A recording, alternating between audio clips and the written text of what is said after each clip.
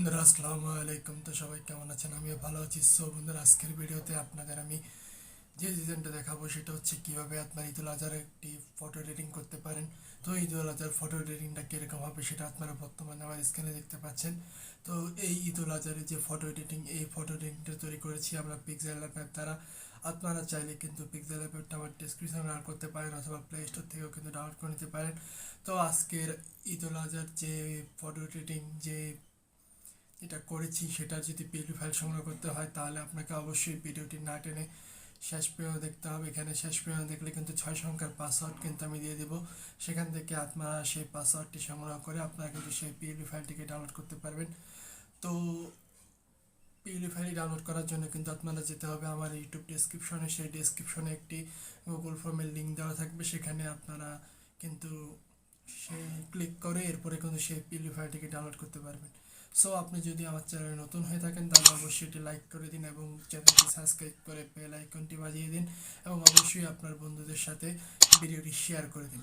So বন্ধুরা, কথা না বাড়িয়ে শুরু করছি।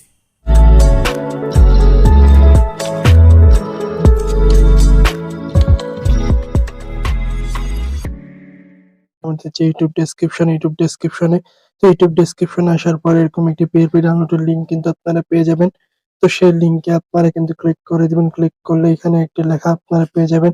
তো লেখাগুলোকে ভালোভাবে পড়ে নেবেন। পড়ে নেওয়ার পর অবশ্যই আমার চ্যানেলটিকে সাবস্ক্রাইব করে দিবেন। এরপরে পাসওয়ার্ডের একটি অপশন পাবেন। এখানে আপনারা সেই 6 সংখ্যার পাসওয়ার্ডটি দিয়ে দিবেন। এরপর আপনারা সাবমিট অপশনে ক্লিক করে দিবেন। সাবমিট অপশনে ক্লিক করলে এরপরে কিন্তু আপনাদের সামনে কিন্তু গুগল ড্রাইভের একটি লিঙ্ক চলে আসবে। তো সেই লিঙ্কে ক্লিক করে আপনারা কিন্তু সেই পিএলপি ফাইলটিকে ডাউনলোড করতে পারবেন। তো পিএলপি ফাইলটি ডাউনলোড করা হয়ে গেলে এরপরে আপনারা চলে আসবেন সরাসরি আপনার যে পিক্সেল ল্যাব। তো পিক্সেল ল্যাবে আসার পর এরপরে আপনারা যে কাজটা করবেন, এখান থেকে আপনারা সরাসরি এই থ্রি অপশনে ক্লিক করে দিবেন। থ্রি অপশন থেকে আপনারা ক্লিক করে দিবেন ওপেন পিএলপি তে। তো ওপেন পিএলপি তে যখন আপনারা ক্লিক করবেন তখন আপনারা দেখতে পারবেন যে এখানে ছোট করে একটা পিএলপি দেওয়া আছে। তো এই পিএলপি ফাইলে কিন্তু আপনারা ক্লিক করে দিবেন। পিএলপি ফাইলে ক্লিক করার পর এরপর নিচে চলে আসবেন। এরপর নিচে আসার পর এরপর আপনারা দেখতে পারবেন যে অসাধারণভাবে কিন্তু আমরা এখানে অনেকগুলো পিএলপি আছে। তো আপনারা ডাউনলোড করা পিএলপি ফাইলটা খুঁজে বের করবেন।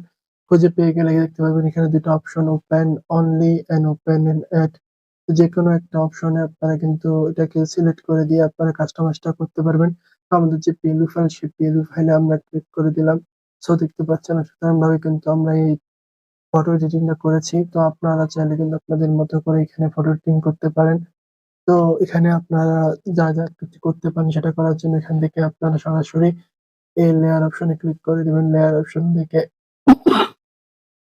আপনারা প্রথম আপনাদের যে ছবি, সেই ছবি বসানোর জন্য এখান থেকে আপনারা প্লাস অপশন থেকে ফ্রম গ্যালারি থেকে আপনার যে রিমুভ পেজের মাধ্যমে যে ছবিগুলো থাকবে সেখান থেকে একটা ছবি নিয়ে সুন্দর মতো করে এই ছবিটাকে এখানে নিয়ে সুন্দর মতো করে কাস্টমাইজ করে নেবেন। এরপরে আপনারা এখান থেকে বসিয়ে দিবেন। বসিয়ে দেওয়ার পরে এরপরে আপনারা চাইলে কিন্তু এখানে আপনার নাম চেঞ্জ বসিয়ে দিতে পারেন। এখানে দিতে পারেন আপনার যে নাম, সেই নাম এখানে দিয়ে দিতে পারেন।